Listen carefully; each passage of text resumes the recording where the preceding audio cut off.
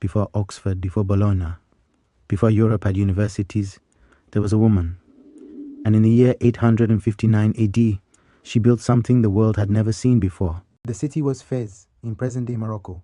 Founded in 789 AD by Idris I, Fez was becoming a center of trade, religion, and scholarship.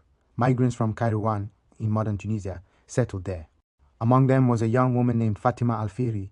Fatima's father, Muhammad Al-Fihri, was a successful merchant. When he died, Fatima inherited a large fortune. Many would have built palaces. She chose to build knowledge.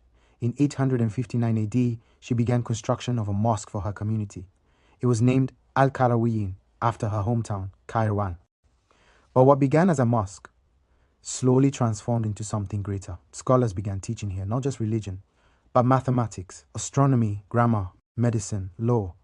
Students traveled from across North Africa and Al-Andalus, Muslim Spain, to study in Fez.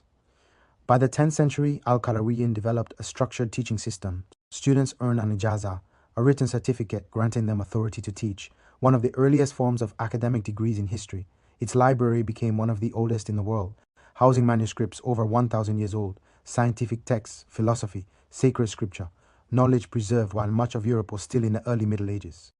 Centuries later, in 1088, the University of Bologna was founded in Italy. In 1096, teaching began at Oxford.